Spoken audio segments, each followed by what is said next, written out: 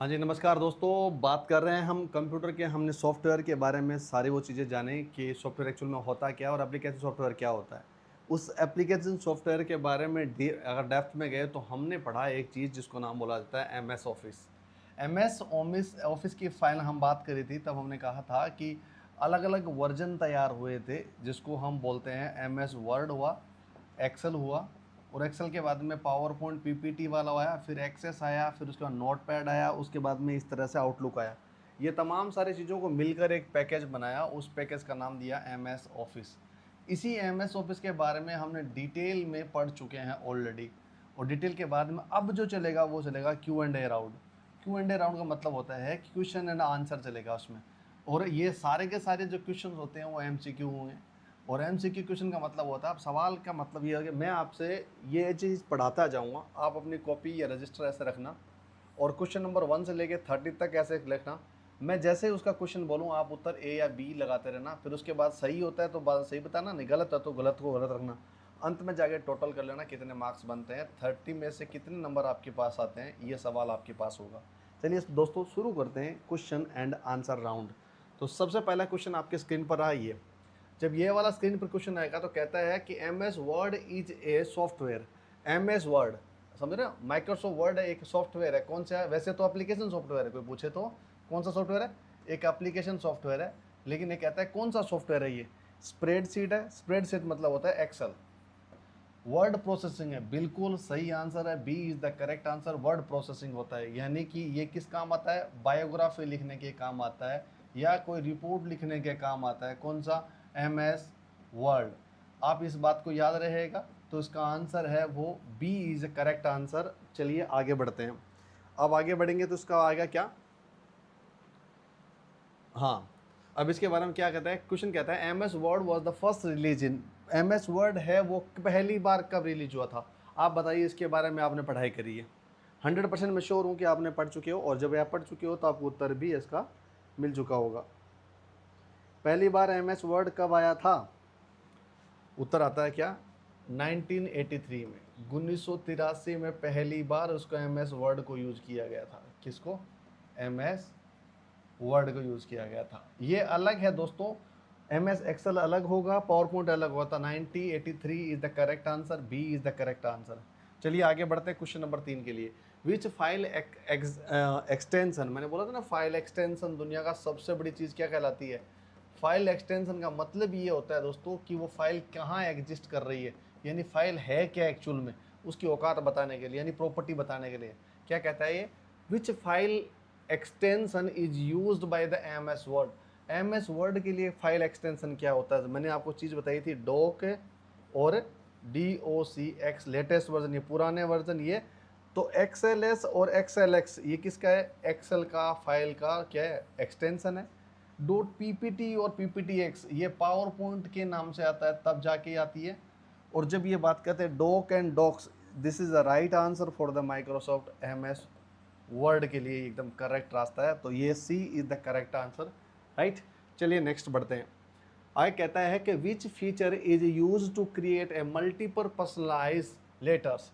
ये इनमें से कौन सा फीचर ऐसा है जो मल्टीपल पर्सनलाइज कर रहा है? क्या व्यक्तिगत पत्र बनाने के लिए किस फीचर का उपयोग? किसी का पत्र का मतलब होता है लेटर लिखने के लिए, किसी के लिए कागज़ लिखने के लिए, लेटर लिखने के लिए उसमें किसका प्रयोग किया जाता है? स्पेल चेकर का, मेल मर्ज का, ऑटो करेक्ट का, या फिर फाइंड एंड रिप्लेस का। किसी को अगर मान लीजिए ये क्या बोलता है, ये बोलता है कि भाई कोई फीचर है, कौन सा फीचर होगा जो आप किसी के बारे में लिखोगे तो क्या चेक कराओगे? क्वेश्चन नंबर 4, आंसर क्या होगा? कोई किसी को क्या करता है, किसी फीचर का उपयोग किया है, अगर किसी व्यक्तिगत पत्र भेजना है, किसी को लेटर भेजना है, क्या करोगे आप? लेटर भेजने के लिए मुझे क्या करना पड़ेगा? मेल मर्ज करना पड़ेगा। यानी मेल किसी को भेजना है तो लेटर भेजना है तो क्या करूँगा? मेल मर्ज ही इसका ऑप्शन है, option number B is the correct answer. चलिए आगे बढ़ते हैं। आगे कहता है, क्वेश्चन कहता है which toolbar contents font size and bold and italic. कौन सी ऐसी टूल बार है? एक टूल बार होती है, कौन सी है टूल बार जिसमें फॉन्ट लेत रखती है, साइज रखती है और बोल्ड रखती है? इसमें ये काम देखा होगा, एक टूल बार होती है जिसमें क्या करते हैं, ये सब चीज़ें, ये चीज़ दिखती है, जिसमें आपके पास होता है इटैलिक होता है, बोल्ड होगा, कौन सा होगा, ये सारे सवाल पूछा जाएगा। चलिए बताइए उसका। क्वेश्चन नंबर 5 की स्क्रीन पर 5 की स्क्रीन पर अगर पूछा जाए तो इसका आंसर है फॉर्मेटिंग बार। क्या है? फॉर्मेटिंग टूल बार होती है, उसी पर क्या करेगा वो फॉर्मेट बताएगा कि मुझे फ़ॉन्ट क्या करना है, साइज क्या है, बोल्ड लेना है या फिर इटैलिक लेना है या फिर अंडरलाइन लेनी है। ये तमाम सारी चीज़ें इसी में आती है और इसी को बोला जाता है फॉर्मेटिंग बार। क्वेश्चन नंबर आपके पास स्क्रीन पर है ये 6 नंबर का। Which bar display page number and word count? कौन सी ऐसी बार है जो क्या करती है? पेज नंबर दिखाती है। क्या करती है? पेज नंबर दिखाएगी और उसके वर्ड को काउंट करेगी। काउंट मतलब होते हैं कितने वर्ड आ चुके हैं, कितने पेज आ चुके हैं, ये तमाम सारी चीज़ों के लिए एक चीज़ होती है। इसका मतलब मेन्यू बार नहीं करेगा, स्टेटस बार इसका राइट आंसर है। यानी स्टेटस बार ही ये बताती है कि भाई उसके नंबर कितने हो गए, पेज कितने हो गए, वर्ड काउंट कितने होंगे, कितने सारे यूज हो चुके हैं। ये तमाम सब चीज़ों के लिए कौन करता है? ये पेज। क्वेश्चन नंबर 7 आपके स्क्रीन में, M S Excel is the mainly use for? M S Excel है वो मतलब क्या है, मुख्य रूप से किसका उपयोग किया जाता है? प्रेजेंटेशन के लिए? नहीं, पीपीटी यूज होती है प्रेजेंटेशन के लिए। आगे कहता है डेटाबेस के लिए। डेटाबेस के लिए आपके पास एम एस क्या चाहिए? एक्सेस चाहिए, जिसमें डेटाबेस यूज हो रहा है। आगे कहता है डेटा कैलकुलेशन एनालिसिस करने के लिए मेरे पास क्या चाहिए? एक्सेल की जरूरत पड़ती है। और ईमेल का मतलब, ईमेल एक खुद एक मेल का एक साधन है, उसका होता है। तो इसका मतलब क्या हुआ? अगर मुझे एक्सेल के बारे में आती है तो बात आता है डेटा मैनिपुलेशन या कैलकुलेशन के काम आती है, यानी बजट तैयार करने के लिए भी इसी का काम होता है। That is called M S Excel. Right, सही आंसर है। चलिए क्वेश्चन नंबर 8 आपसे, M S Excel was the first release in? M S Excel है वो पहली बार कब रिलीज हुई थी? क्योंकि मैंने आपको ये चीज़ ऑलरेडी बता चुका हूँ। ये क्या है? ये अलग अलग चीज़ें हैं दोस्तों, समय समय पर ये चीज़ें आती गई है। क्वेश्चन नंबर 8 आपके स्क्रीन में, आप बताइए, कमेंट बॉक्स में फटाक से लिख दीजिए, अपनी कॉपी में लिखिए। Question number 8, 1985। 1985, 1983 में एमएस क्या आया था? वर्ड आया था। 1987 में आपके पास पावर पॉइंट प्रेजेंटेशन वो आई थी। 1985 इज द करेक्ट आंसर। इसी को इम्प्लीमेंट किया गया था जब पहली बार एमएस विंडो आई थी। विंडो के अंदर ये यूज़ हुआ था, बाद में दूसरे वाले नहीं, थर्ड वर्जन के अंदर। ठीक है, चलिए आगे बढ़ते हैं। क्वेश्चन कहता है which is the file extension of M S Excel? M S Excel का फाइल एक्सटेंशन मैंने क्या बोला था? XLS.XLSX। अगर ये चीज़ दोनों मिल जाती है तो मेरे पास सही आंसर है। डॉक्स का मतलब हो जाता है तो ये वर्ड की, माइक्रोसॉफ्ट वर्ड का फाइल है। पीपीटी का मतलब होता है पावर पॉइंट प्रेजेंटेशन वाला काम है। .XLX ये लेटेस्ट वर्जन का कोई पूछे तो ये लेटेस्ट वर्जन में .XLSX है, यही इसका आंसर है। The C is the correct answer. Question number 10 आपके स्क्रीन पर है। द वर्कबुक कंटेन्स वन और मोर। वर्कबुक क्या है? एक नाम बोला था मैंने।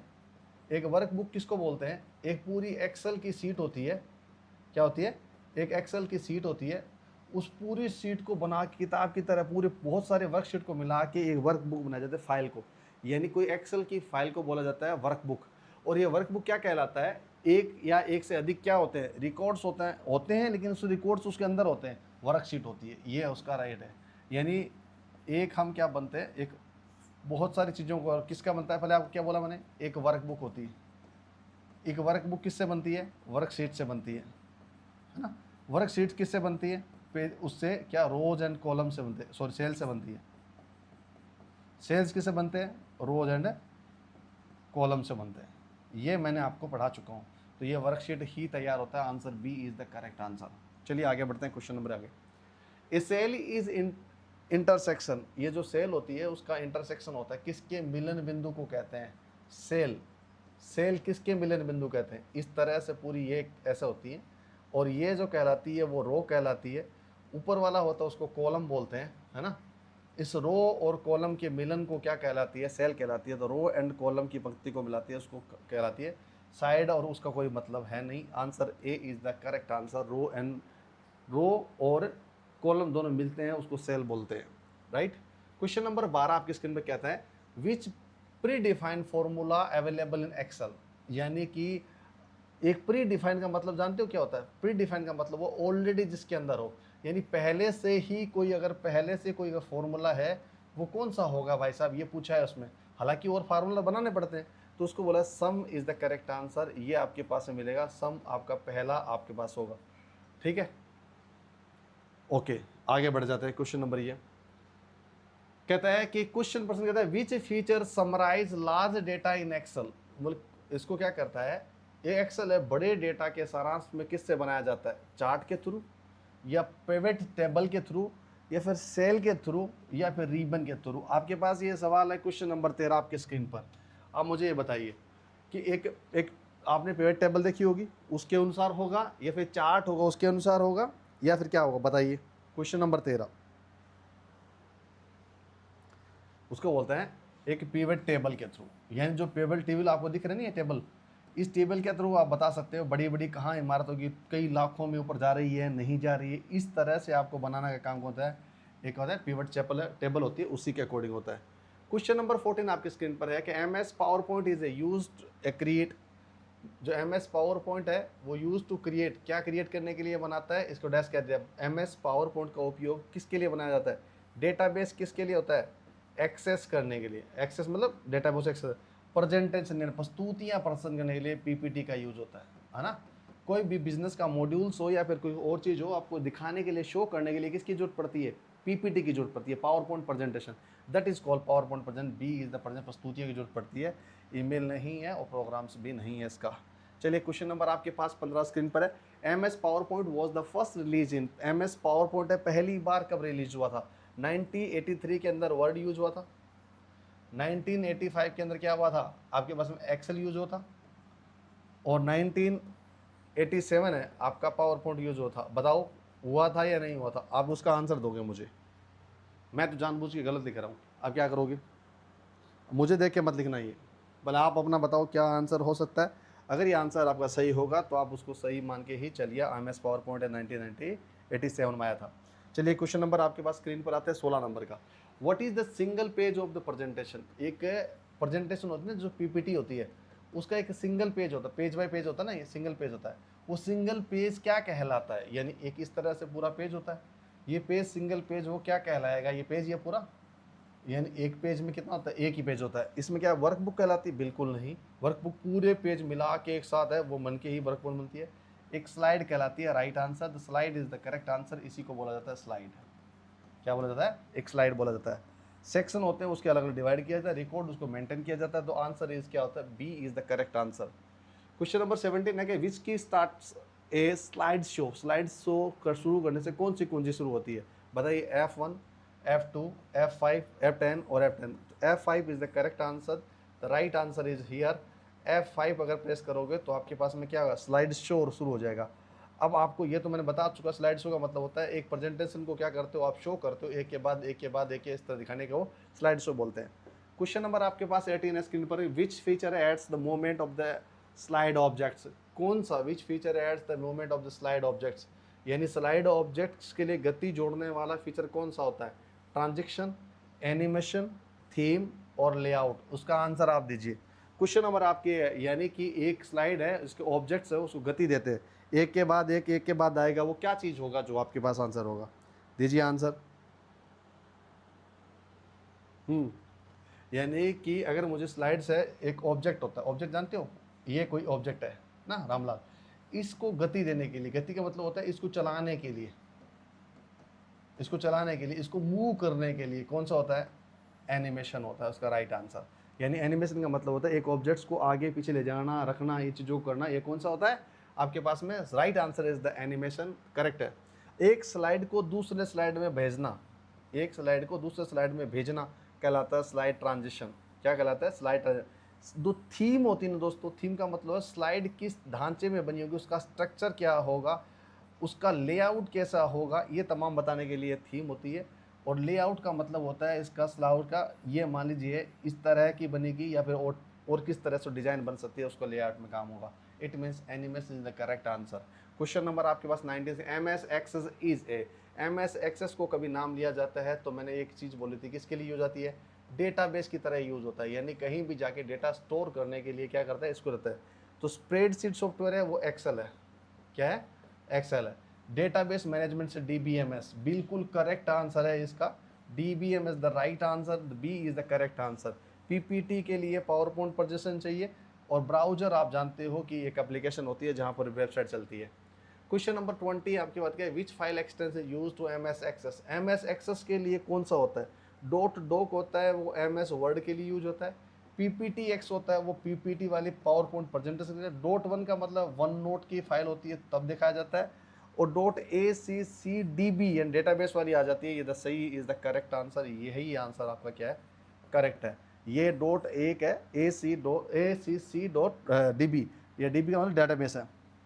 क्वेश्चन आता है विच की uniquely identify A record. Uniquely, unique का मतलब होता है एक ऐसी विशिष्ट होती है, यानी कि एक ऐसी की होती है जो अलग आइडेंटिफाई करते हैं। जैसे एक एग्जांपल के तौर पर कहता हूँ, एक ईमेल आईडी होती है आपकी, एक ईमेल आईडी आपकी क्या होती है, एक यूनिक आईडी होती है या नहीं होती। आपका जो मोबाइल नंबर होता है वो क्या होता है, एक यूनिक आईडी होता है या नहीं होता। आपका आधार कार्ड नंबर है ना, ये क्या है, एक यूनिक आईडी है, यानी कि ऐसी आईडी जो बाकी और दुनिया से ना मैच हो, उसके अलग हो, विशिष्ट हो, उसी को नाम क्या कहते हैं, हम प्राइमरी की बोलते हैं। उसको क्या बोलते हैं, उसको हम क्या बोलते हैं, उसको प्राइमरी की बोलते हैं।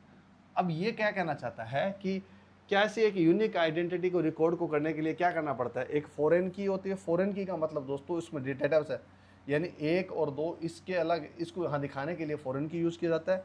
अल्टरनेट की नहीं हो सकता, ये प्राइमरी की होता है। B is the correct answer, primary key यही आज का आपका सही आंसर है। ठीक है, चलिए आगे बढ़ते हैं। Which object retrieve specific data in MS access, यानी विच ऑब्जेक्ट, कौन सा ऐसा एक है MS एक्सेस का, कौन सा विशिष्ट डेटा प्राप्त करने के लिए किसका उपयोग किया जाता है, किसका, रिपोर्ट का, क्वेरी का, टेबल्स का और फील्ड का। यानी कि क्या करना पड़ता है मेरे पास में कि कहीं भी MS एक्सेस के अंदर क्या होता है, मुझे डेटा निकालना है। डेटा निकालने का मतलब होता है रिट्रीव करना। क्या होता है, रिट्रीव करना या निकालना या प्राप्त करना। कैसे करूँगा, मैंने कहा उसके लिए एक मैं क्वेरी लगाऊंगा। क्वेरी का मतलब जानते हैं, क्वेश्चन लगाऊंगा। जैसे मैंने आपको बताया बहुत सारे रिकॉर्ड है, उसमें पूछा जाएगा हु इज द बेस्ट। अब इसमें सवाल पूछा है, इसमें क्वेरी करिए, इसका आंसर आ जाएगा रामलाल इज द बेस्ट। तो इसका मतलब इनमें से फाइंड आउट करेगा और डेटाबेस से फाइंड आउट करके उत्तर देगा। तो इसका मतलब क्या लगा रहा हूँ मैं, query. The B is the correct answer. चलिए आगे बढ़ते हैं। क्वेश्चन नंबर आपके 23 है। MS outlook is mainly use. जो MS आउटलुक है, जानते हो उसका आउटलुक का काम क्या होता है, यानी मेलिंग का काम करने का सारा काम होता है। मेलिंग का सॉफ्टवेयर होता है, जो जीमेल देख रहे हो वही उसका काम होता है। क्या कहता है, प्रेजेंटेशन देता है, बिल्कुल नहीं दे सकता। ईमेल मैनेजमेंट का काम करता है, बिल्कुल सही आंसर है, B is the correct answer. Email को मैनेज करता है, डेटाबेस को एक्सेस करता है और डेटा स्प्रेडशीट को एक्सेल करता है। तो इसका मतलब क्या बचा, ईमेल मैनेजमेंट सिस्टम को ही दिखाता है कौन, MS आउटलुक। जो MS आउटलुक के बाद आ जाती है दोस्तों, क्वेश्चन नंबर 24 आता है। Which Outlook folder storage unsend emails. Which Outlook folder stores unsend, यानी जो भेजी नहीं गई हो उस फाइल को क्या करता है, वो रखता है, स्टोर करता है। मैंने बताया था ना आपको, यानी कि एक चीज़ आप यहाँ से यहाँ तक भेजना चाहते हो, लेकिन आपका मन भर गया लेकिन नहीं भेजना चाहते हो, वहीं रुक जाते हैं, तो वो कहाँ जाके सेव हो जाती है, मैंने कहा था ड्राफ्ट में जाके सेव होती है। इनबॉक्स में तो कोई मेल आती है वो आएगी, कोई दूसरा भेजेगा वो। सेंट मेल में इसका मतलब हम किसी को भेज देते हैं तो सेंट मेल में चला जाएगा, वहाँ पहुँच जाएगी। तो अगर हम किसी को भेजते हैं लेकिन वो भेज नहीं पाते, यहीं रह जाती है हमारे पास, हम भेजते नहीं, रुक जाते हैं, उसको बोलते हैं ड्राफ्ट। क्या, draft is the right answer. और आउटबॉक्स का मतलब है कोई मेल यहाँ से भेजना चाहते हैं लेकिन उसको बाहर रख दिया जाता है उसको, तो टाइम भर गया। तो उसका क्या कहता है, the which is the Outlook folder storage unsend mail. जो मेल नहीं भेजी है उसको क्या करे, एक संग्रहित करके कहीं रखोगे। क्या करेगा, मेल भेजिए लेकिन पहुंची नहीं, उसका आंसर क्या होगा ये बताओ। ये तो बड़ा सवाल बढ़िया था, मुझे अच्छा लगा। यानी मेल भेजी है, उसका क्या आंसर है कि आप यहाँ रखोगे तो ड्राफ्ट होगा। अगर मुझे क्या करना है, प्रतीक्षा कर रहे हैं, मुझे आगे फ्यूचर में जाके ये मेल भेजनी है, फ्यूचर में जाके ये मेल भेजनी है, तो उसको बोला जाता है आउटबॉक्स। तो आपके पास D is the correct answer है, इस बात को याद रखना। कहता है which shortcut opens calendar view in Outlook. कौन सी ऐसा शॉर्टकट है जो कैलेंडर यानी कि आपका जो कैलेंडर है उसको खोलने का शॉर्टकट कुंजी यूज होती है, बताओ, आप बताओ। कौन जो है 25 का क्वेश्चन है आपका, उस कुछ क्वेश्चन का आंसर दीजिए। 25 Ctrl+2 CTRL+2 लगाओगे तो आपके पास कैलेंडर का वो ओपन हो जाएगा।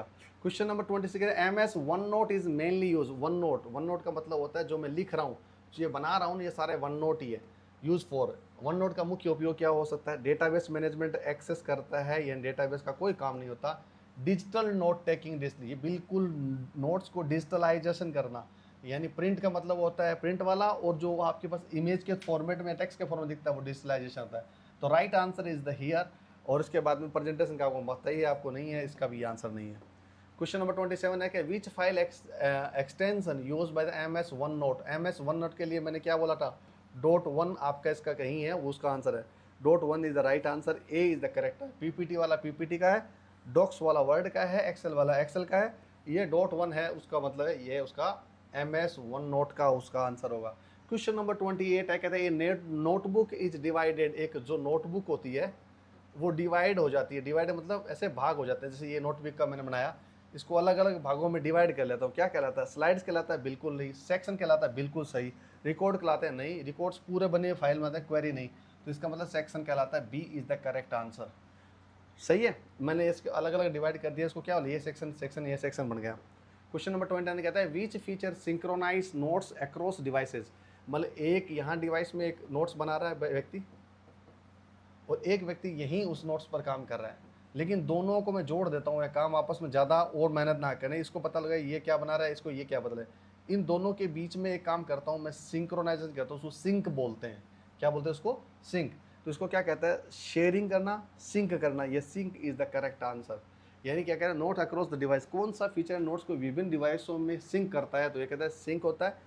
अगर कोई पूछ ले आपसे, ये जो फाइल आपकी, आप एक फाइल को कहीं और जाके शेयर करते हो तो उसका मतलब शेयरिंग बोला जाता है। एक दूसरे से कनेक्ट हो जाते हो तो सिंकिंग होता है। आप कहीं सर्च करते हो तो उसको सर्च बोलते हैं। और आपको लगता है कहीं जाके मुझे कोई आगे फ्यूचर में ये चीज़ यूज़ हो सकती है, एज ए टैग के तरह यूज़ कर लेते हो तो टैग है। करेक्ट। आगे बढ़ते हैं। क्वेश्चन नंबर 30 कि which MS office application is use to creating a managing database. इस डेटाबेस बनाने के लिए आपके कौन सी एप्लीकेशन के बारे में बात कर रहा है? ये क्या कहता है? डेटाबेस बनाना और प्रतिबंधन करने के लिए कौन सा MS ऑफिस उपयोग में किया जाता है? डेटाबेस की बात आ रही है दोस्तों।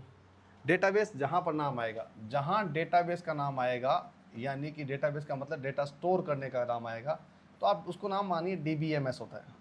और DBMS को करने के लिए एक ही चीज़ होती है, वो होता है एक्सेस। कौन से वाला? MS का एक फीचर है माइक्रोसॉफ्ट का, MS एक्सेस। क्या कहता है?